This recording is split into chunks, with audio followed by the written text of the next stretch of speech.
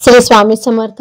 अनंत कोटी ब्रह्मांड नायक राजाधिराज योगीराज परब्रह्म श्री स्वामी समर्थ महाराजांना कोटी कोटी प्रणाम. तसंच माझे ही व्हिडिओ जे सेवेकरी बघतायत त्यांना श्री स्वामी समर्थ.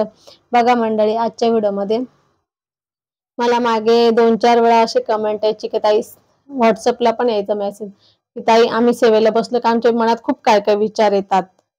खूप काही काही विचार येतात, सेवेत मन लागत नाही, सेवाच करावी वाटत नाही आणि सेवेला बसलं की असं कंटाळा येतो, आळस येतो, ह्या गोष्टी होतात. आता त्याच्यासाठी आपण व्हिडिओ टाकली होती की कंटाळा आळस का येतो, तर त्याची व्हिडिओ टाकली होती. परंतु आजच्या व्हिडिओमध्ये आपण हे बघणार आहे की सेवा करायला बसलं की आपलं मन स्थिर लागत नाही, मन स्थिर नसतं, मन लागत नाही, डोक्यात काही काही विचार येतात, त्यामुळे सेवा होत नाही. तर आजच्या व्हिडिओमध्ये आपण ते बघणार आहे.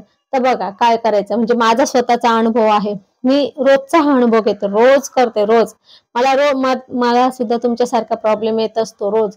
आता तो प्रॉब्लेम काय तो सगळ्यात पहिले ते बघू. तर कसं असतं बघा, महिला असेल, पुरुष असेल, कोणीही सुखी नाही.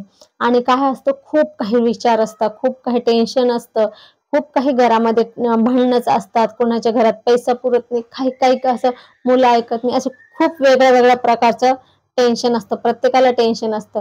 मग ज्यांना जास्त टेन्शन असतं ना, त्यांचंच मन सेवेत लागत नाही. बघा बरं का, ज्यांना जास्त टेन्शन असतं त्यांचंच मन सेवेत लागत नाही. आणि जेव्हा काय आपल्या घरात काही भांडणं वगैरे झालेले असतात ना, तेव्हा आपल्या मन सेवेत लागत नाही, तेव्हा आपल्या डोक्यात आहे ना काही काही विचार येतात, सेवेत मन लागत नाही, सेवा करावी वाटत नाही, असं होतं. तर असं त्याच्यासाठी एक उपाय आहे, अगदीच सोपा आणि साधा उपाय आहे. माझं सुद्धा होतं. आता माझं होतं. माझं पण कसं होतं, मला माझा स्वभाव असा आहे, मला कोणी बोललं की मनाला लागून जातं, की मग माझ्या डोक्यात ते जात नाही लवकर, अशी गोष्ट आहे. तर थोडं जरी मला कोणी बोललं ना, थोडंसं तरी माझ्या मनाला लागतंय. तर मग माझ्या डोक्यात पण असेच विचार खूप येत राहतात. मग मी काय करते, पण सेवेला बसलं ना, म्हणजे असं त्यात केव्हा पण ते सारखे कंटिन्यू विचार असतात. मग मी काय करते, सेवेला बसले तर इतर वेळेला तर ठीक आहे, पण सेवेला बसल्यावर आपल्याला सेवा तर करायची आहे ना. आपण जर ते विचार करत राहिलं तर सेवा करून आपला उपयोग पण होणार नाही. मग त्याचा मी जो अनुभव घेते तोच मी तुम्हाला सांगते. मग काय करते बघा, आता उदाहरणार्थ मी माळ करते. माळ करता करता मला मध्येच अर्धी माळ होती, मध्येच आठवतं, अरे हिने मला अशी बोलली होती.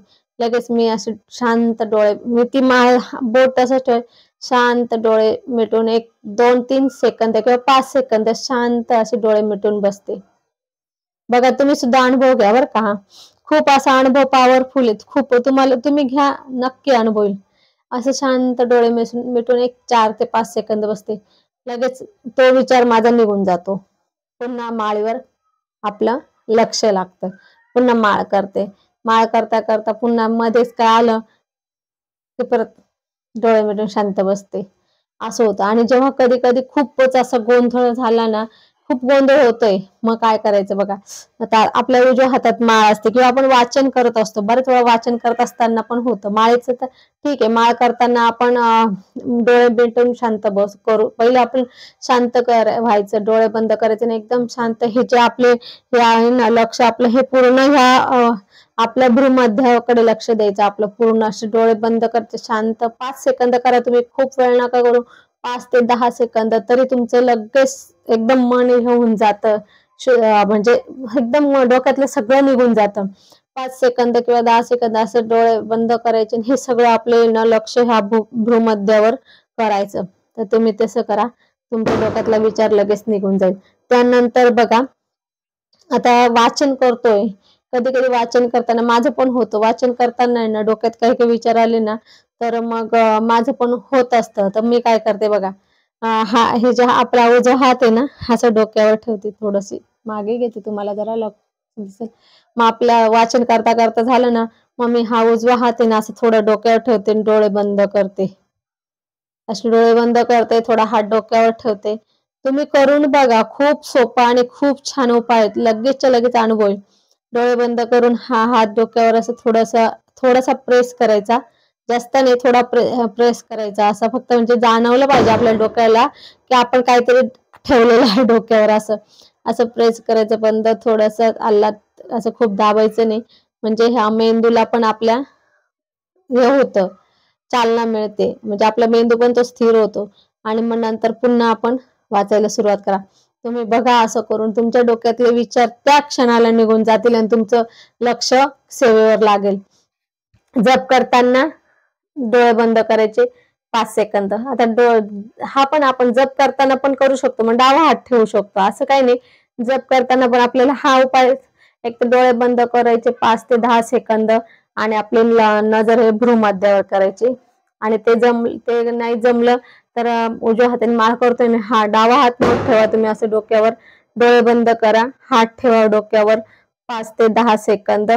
तर तुमच्या डोक्यातले विचार एका क्षणामध्ये निघून जातील आणि तुमचं पुन्हा सेवेला लक्ष लागेल. हाच उपाय तुम्ही तुमच्या मुलांना सुद्धा करायला सांगा. ज्या मुलांचं अभ्यासात लक्ष लागत नाही, त्यांना ज्या अभ्यास करताना असेच मुलं मोबाईलमध्ये वगैरे जास्त असतात, त्याच्यामुळे त्यांचं अभ्यासात लक्ष लागत नाही, तर असे सुद्धा तुमची मुलं करत असेल ना, मुलांसाठी सुद्धा उपाय अतिशय प्रभावी आहे. सेवा नाही बघा, काहीच करायचं नाहीये, सेवा करायची गरज नाही. फक्त हे शांत आहे ना, एक तर डोक्यावर हात ठेवायचा किंवा डोळे बंद करून आपली ही नजर भूमध्यावर केंद्रित करायची. असं जर तुम्ही कराल ना, तुम्हाला 5 ते 10 सेकंदामध्ये तुम्हाला अनुभव येईल. बघा तुम्ही आजपासूनच व्हिडिओ ज्या दिवशी बघाल ना तुम्ही, त्या दिवसापासून लगेच तुम्ही उपाय करायला सुरुवात करा आणि लगेच मला कमेंट करायला सुरुवात करा की ताई खरंच मी आज केलं, मला लगेच खरंच अनुभव आला, मी लगेच माझं मन स्थिर झालं, माझं मन सेवेत लागलं.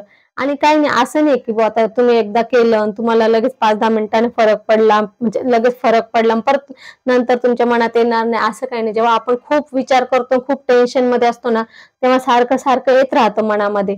थोडा वेळ झाला, आता आपण हे केलंय, तुम्ही अर्धा तास तुम्ही वाचायला सुरुवात कराल, परत अर्ध्या तासाने डोक्यात येईल विचार, अर्ध्या तासाने डोक्यात आलं ना, परत तुम्ही तसंच करा.